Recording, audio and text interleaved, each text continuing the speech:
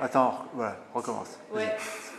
Kérédine, nous sommes dans la médiathèque de l'école Khelaf, Khelaf, oui. Khelaf, où il y a à la fois des élèves de primaire jusqu'au secondaire dans le même établissement. Et c'est là qu'on a travaillé durant une semaine en résidence de la Salif comme Oxygène.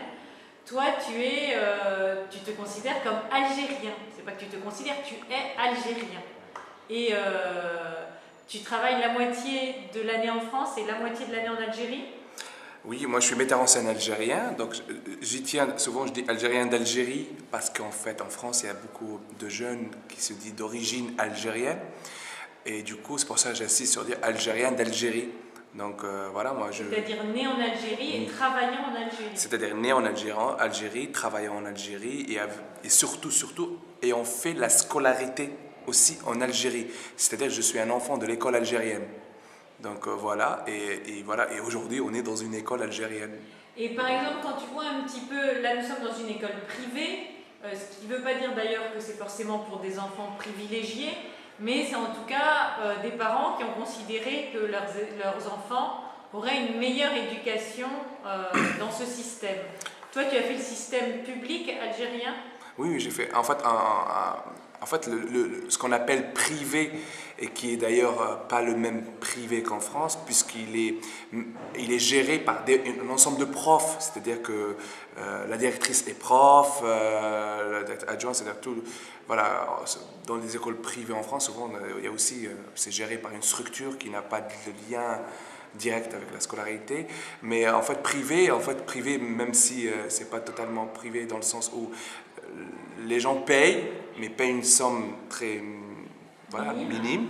Et puis, en montant, moi, il n'y avait pas cette chance, parce qu'aujourd'hui, c'est une chance. D'ailleurs, il n'y a pas énormément d'établissements de ce genre-là, puisqu'il n'y en a que 2 à Oran, dans celui-là. Et en montant, moi, j'avais fait l'école publique. Et d'ailleurs, je ne vois pas du tout de différence, sauf la différence, elle est dans la rigueur. C'est-à-dire que beaucoup de professeurs qui ont rejoint cette école ont trouvé dans leur autonomie, en quelque sorte, une liberté d'exigence. Donc voilà, c'est ça un peu la différence. La différence entre les deux, grosso modo, c'est ça. Est-ce que c'est compliqué aujourd'hui pour un metteur en scène algérien de travailler en France? C'est difficile pour simplement un metteur en scène, on va dire, en France, que ce qu'il soit algérien, français ou autre. Donc aujourd'hui, c'est un peu difficile au niveau du théâtre, par rapport à la crise, parce que souvent dans les crises financières, quand il y a un besoin d'argent, c'est dans la culture qu'on va aller gratter. Et du coup, donc, la culture se retrouve de plus en plus avec peu de moyens. En étant algérien, ce qui est difficile, ce que je considère qui est difficile, c'est de travailler entre les deux pays, entre l'Algérie et la France, parce que nos deux pays ont une histoire commune qui est forte, qui est riche et qui est aussi remplie d'incompréhension et d'ignorance, qui fait que voilà, c'est difficile d'essayer de créer un lien entre les deux pays à travers le théâtre. Mais simplement, je considère que voilà, je me démerde un peu pas mal.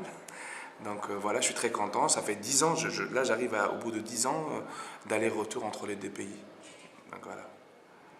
Et alors, est-ce qu'il y a des choses qui t'ont étonné durant cette résidence de la Salif comme Oxygène à Oran? L'histoire, le fait qu'on se retrouve à Oran, ça a commencé par la commande de Sartrouville à Pauline Salle, à moi pour faire une mise en scène dans un travail dans des collèges en France. Et l'idée m'a paru tellement géniale, et c'est une chance pour les collégiens d'avoir une équipe artistique pendant un moment dans leur collège. Je me suis dit, j'étais un peu jaloux et je me suis dit, ça serait bien qu'on le fasse chez moi. Mais en le disant, je ne savais pas vers où j'allais, puisque ça n'a jamais eu lieu en Algérie.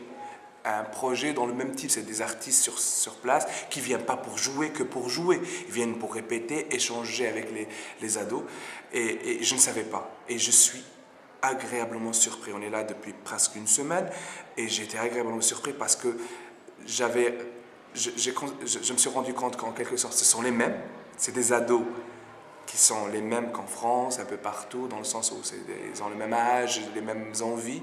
Et puis j'étais agréablement surpris par la soif, par leur regard, par la curiosité, parce que c'est un événement pour eux.